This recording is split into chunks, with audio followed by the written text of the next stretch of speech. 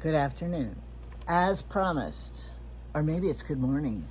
As promised, I'm going to teach you how to make these darling dish towels. You buy a dish towel at the $1.25 store. You buy a pot holder that could match. This one had a saying on it, but we don't want the saying because if you did the saying, it would just say, take your. We don't want that. So I put that on the inside. And then you get a darling big button of your choice, and you don't even have to, you just have to sew the button on because you already have this loop from the pot holder. And it goes on your stove, and you can make them for all the holidays. That's it. St. Patrick's Day, if you didn't know, and here is a Valentine's Day one. And one year I made them for Christmas for all the neighbors and everybody. Another year I made them for families and take to anybody who has anything, a birthday, or you need a quick gift. So I have them kind of made up. Although I gave my last ones to Carmen because she got a little apartment by herself. So I'm going to show you how to do it. It's so simple. You buy your supplies. You get your pot holder, fold it in two so it's going to be the right way. And then I put pins right here because then I know I'm going to be sewing. This is the straight line to sew. So leave your pins right there. Then, here's the sewing part. Here's your towel, folded nicely. And if you do it right, you won't even have to mark it because they folded it nicely. And you can see the crease down the middle. So that crease down the middle, you are going to do your gathering stitch. The gathering stitch is the longest stitch to go all the way down. Farthest part of the stitches. Okay, and here we go. This bounces. It's okay, don't worry about it. And you just follow that line that they folded on your towel. Sewing, straight. Now, if you are good and gentle, you only have to sew one line. But if you are a roughneck and go at it strongly, you have to sew two. And I'll show you what I mean. See, I sewed two gathering threads. If you were in home ec, they teach you to sew two. Okay, so what I like to do is I line this up here. I just put it here. So I know how much to gather it. So on this, you have two strands to pull and gather. See? And so two strands are stronger than one. And you could do it from both ends, but I kind of just like to keep the one going. And have your pot holder here to measure how much you need to pull it in. Because you don't want to over pull or under pull. You want to be perfect. So measuring is how it makes you perfect. Measure twice, cut once. Okay, this is what it's going to look like. All right, now let's try this one with one strand. And you have to be careful. You think you're doing a shortcut. Ha ha ha. I only did one. I don't have to sew two. But then you have to be very, very careful. Oh, see?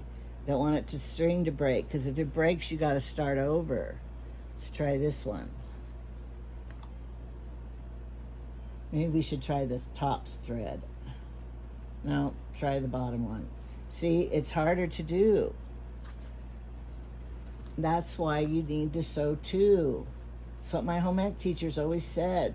You think you're skipping a step, but then if it breaks, you got to rewind and do it all again. She didn't say rewind. We didn't have rewind back then. See, and it's harder to do. Whereas if I had taken the time to sew the other row, I would have been done by now. And that's always the way it is. So, it doesn't take that much time to finish your other row. Do not sew over your first thread. If you sew on top of it, it won't pull good. That's another mistake you learn when you're in home ec starting out. All right, we want plenty long enough strings so that you can see to pull good. All right, here's my 2 threads. See, and then you can just feel how it's stronger.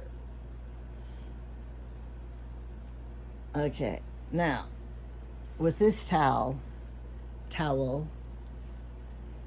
no, I lied. This towel I got them all matched up. I'm putting this one with it. Okay, now, I made different stages. Now, the cotton towel is very easy to gather. But here's what I was gonna do for this one, because I got these wash rags from Temu. Well, I found out if you fold these in, then, and fold this up, I stitched that down, then you could use this for if you didn't have a pot holder. I was gonna use it on this one. And then you could use this for the pot holder if you didn't have a pot holder, and just use a dish rag. Fold it to the right set. But look after I got this done, I thought, hey, you could make little purses out of these wash rags by just stitching that in, and then you would have to stitch the sides. But I'm thinking for my purse, I want a lightweight, small makeup bag that isn't gonna take up a lot of space in my purse. I just want it small in my new leather purse. Put a button here. And it would be lightweight. Stitch down, just to protect my leather purse, because I don't want a big old bulky thing. Okay, so once you've gathered it, I got this towel for Carmen because her boyfriend is a cowboy, and she likes the cowboy motif. He has a ranch, his dad does, and so there's horses and cows. And all right, so remember, you got to do it the right way. This has to be folded up like this, and when you put this on top of the towel, like how it looks, then you know you're doing right. So this is the right side, this is the right side, so right sides together, and you're going to pin it, but you have to sew it on this side where the gathers are. So I have my pin right here. So then I pin this here, right? Because I want to go straight down the middle of the pot holder. And then over here, I have my other side. And I want to go straight down the pot holder. Now, remember when I said check twice, cut once? Same with sewing. I'm going to check it and make sure if that's sewn there, is it going to be right? Because you do not want to do it wrong. Okay, get your button. You just have to sew a button right there. All right, it's right. So now I can start sewing. Now remember, if you've been gathering, you got to turn it up, change your stitching to close together, not far apart. Take your pin out because you do not want to break your needle. That'll slow you up. But change needles, sucks. All right, and then go back and forth because you want that to be very sturdy and not come undone. Now I like to lay this all out, get the gathers under there, and lay this all straightly out with your gathers nice, like this, nice, so there's no hiccups in it. All right, and then you just sew straight. Like this.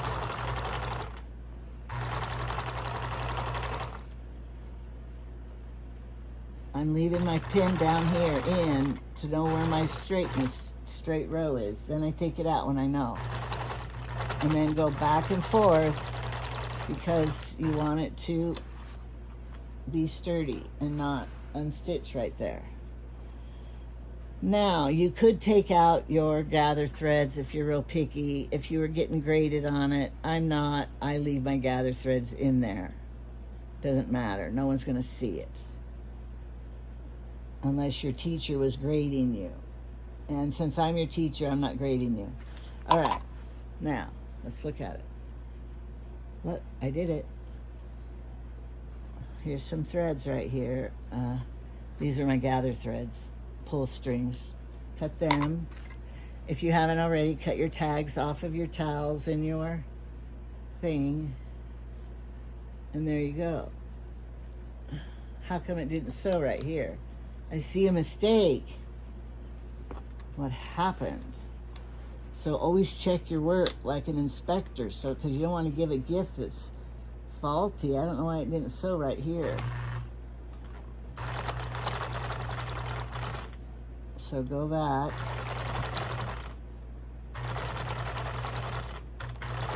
Probably because I have a cheap crop needle in it. You know, the needles from you know where. Okay. Now, I think I got it. Let's hope it did it this time. Okay. There we go. I did it. No gapping. It all stitched good. Okay. There it is. And then, oh, this side. And then I'll pick a cute button. Okay. So it doesn't take very much time. Here's another one I'm making. This one I'm making for me. Because it says, life is short. Eat dessert first. And I like this one. So let's try it. I already gathered it and pinned it, so I know what I'm doing. For my visual aids. Yep, my thread broke because I went over the seam. It's annoying, I know.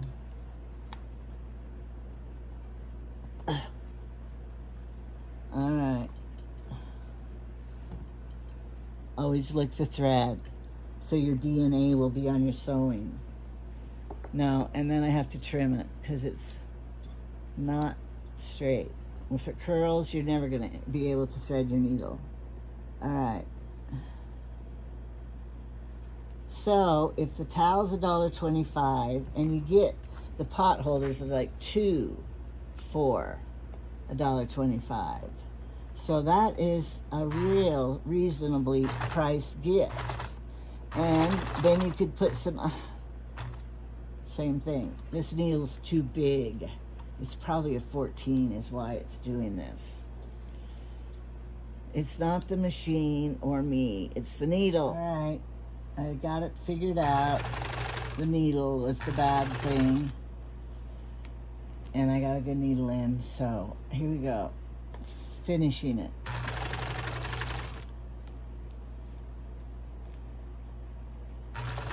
Sewing straight across, like this. When you get to the end, be sure you go back and forth. Because you don't, when it's hanging there, you don't want your towel to start coming unsewed. Okay, here it is. Darling, and then here's gonna be the button right here. And you could go to the store and find cute buttons as you may. So, here they are.